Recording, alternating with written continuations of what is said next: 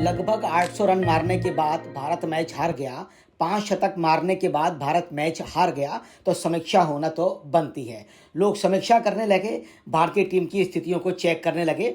स्थितियां कुल मिलाकर अच्छी नहीं आ रही हैं।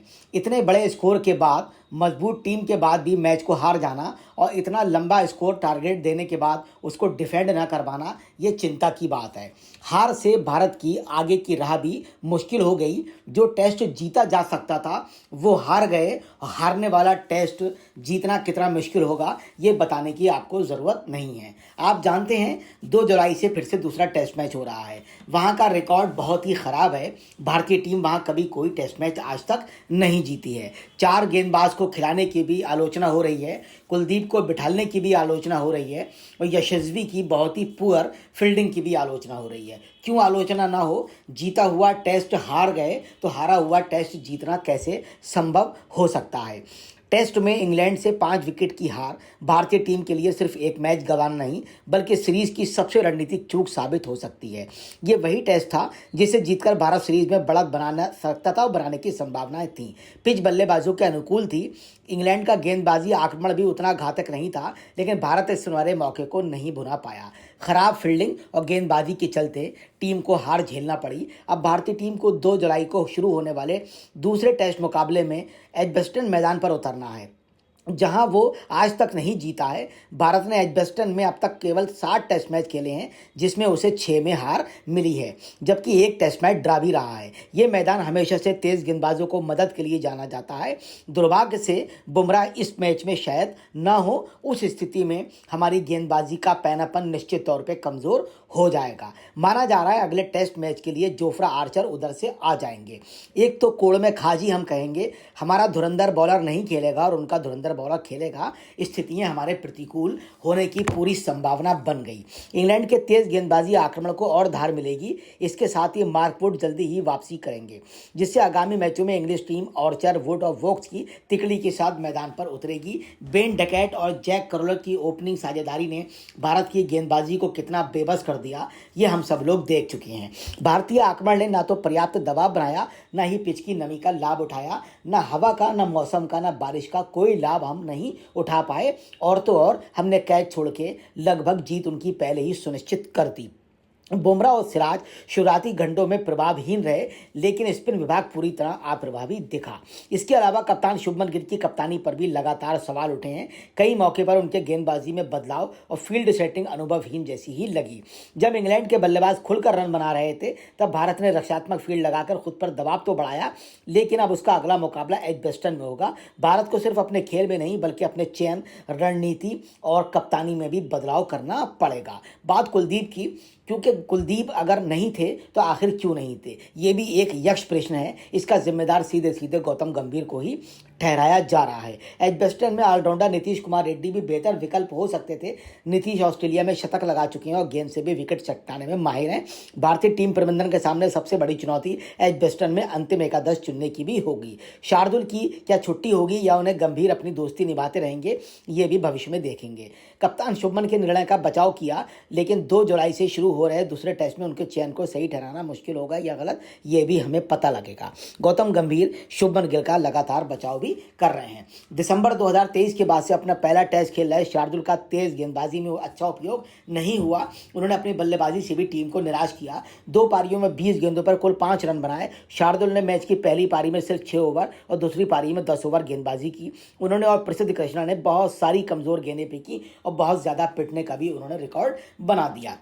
इन स्थितियों पर दिलीप वेंगसरकर से जब पूछा गया तो उन्होंने बताया 4 गेंदबाज के साथ खेलने का कोई मतलब नहीं है। शार्दुल और प्रसिद्ध में से कोई भी उनके लिए जगह बना सकता है। इंग्लैंड में टीमें अक्सर 4 गेंदबाजों के साथ उतरती रही हैं, लेकिन मौजूदा समय में शुष्क मौसम को देखते हुए कुलदीप और रविंद्र जडेजा दोनों अंतिम एकादश में जगह बना सकते हैं, ऐसा दिलीप वेंगसरकर का मानना है। गौतम गंभीर ने जसप्रीत बुमराह के बारे में भी बताया। जसप्रीत बुमराह को लेकर हमारी योजना में उन्होंने कहा कोई बदलाव नहीं है, जो हमने तय कर लिया है हम वैसा ही करेंगे। ये बात गौतम गंभीर ने दो टूक कह दी। टीम प्रबंधन पहले टेस्ट में हार के बावजूद तेज गेंदबाज जसप्रीत बुमराह को इंग्लैंड के विरुद्ध 3 से अधिक टेस्ट मैच खेलने के लिए नहीं कहेगा। बुमराह एकमात्र भारतीय गेंदबाज थे जिन्होंने हेडिंग्ले में खेले गए पहले टेस्ट में इंग्लैंड के बल्लेबाजों के सामने लगातार चुनौती पेश की, लेकिन दूसरे पारी में वो बुरी तरह विफल जैसे ही नजर आए।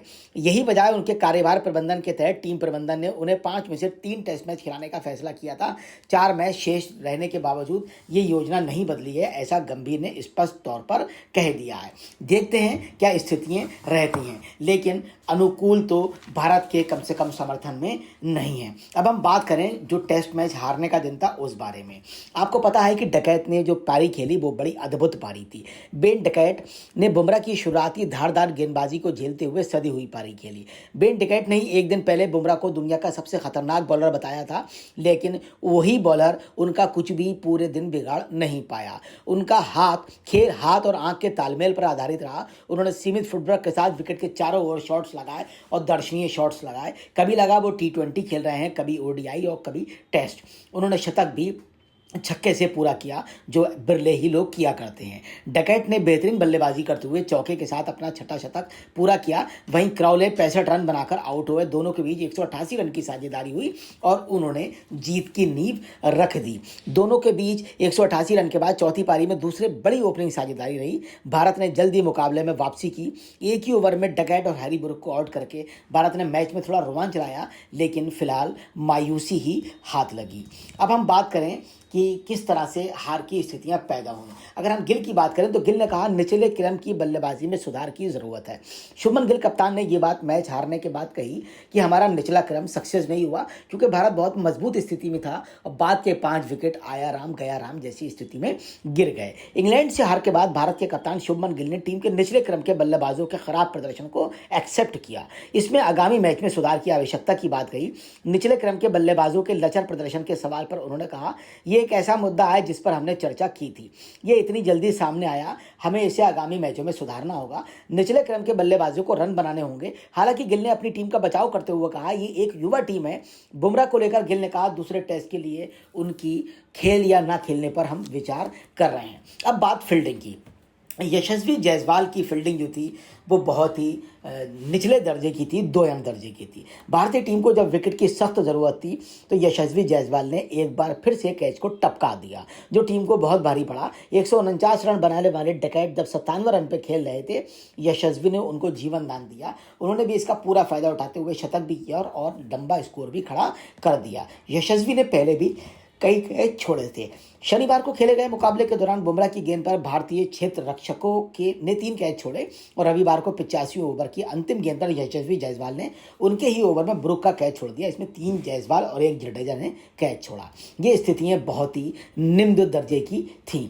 न्यूजीलैंड के विरुद्ध घर पर 0-3 की शर्मनाक हार, ऑस्ट्रेलिया में बॉर्डर गवास्कर ट्रॉफी में 1-3 से हार, WTC फाइनल से बाहर होने के बाद इंग्लैंड की धरती पर पहुंची भारतीय टीम अपने पहले ही टेस्ट में फेल हो गई। क्यों फेल हुई मैंने आपको ये भी बताया। एंडरसन तेंदुलकर ट्रॉफी के पहले टेस्ट मैच में इंग्लैंड ने मंगलवार को 5 विकेट से लाजवाब जीत दर्ज की। डकैत ने जो पारी खेली वो सराहनीय थी, उसके बारे में मैंने आपको विस्तार से बताया।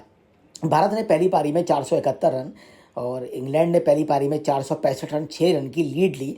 भारत दूसरी पारी खेलने आया 365 रन, लेकिन यही स्कोर वो कम बना गया। अगर यहाँ पर 450 रन का स्कोर होता तो इंग्लैंड पर दबाव भी बनता और भारत के जीतने की संभावनाएं ज़्यादा हो जाती। इंग्लैंड ने दूसरी पारी में 373 रन 5 विकेट पे 82 ओवर में बना दिए और लाजवाब पारी क्राउले ने 65, डकैत ने 149, पोप ने 8, रूट ने नॉट आउट 53, ब्रुक 0 पर चले गए। स्टोक्स ने भी 33 रन और स्मिथ ने 44 रन के साथ भारत की जीत का अंत किया और इंग्लैंड द्वारा हासिल किया गया ये दूसरा सबसे बड़ा लक्ष्य था और भारत के खिलाफ हासिल किया गया ये भी दूसरा बड़ा लक्ष्य था। हेडिंग्ले में सार्वजनिक तीसरी बार 350 से ज़्यादा का लक्ष्य इंग्लैंड ने हासिल किया, जिसको हम हर हाल में सराहनीय ही कहेंगे।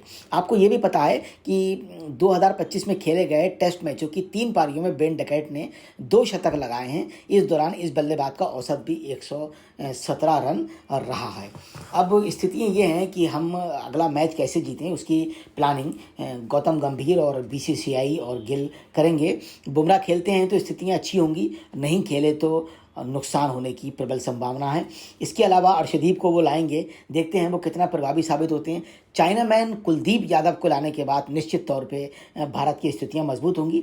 फिलहाल तो उस ग्राउंड पर हमारा रिकॉर्ड 0% स्थिति में है, लेकिन हम शुभकामनाएं देंगे भारत को कि भारत अच्छा खेले, रणनीति अच्छी बनाए और मैच जीते। धन्यवाद, थैंक यू वेरी मच। जय हिंद, जय भारत।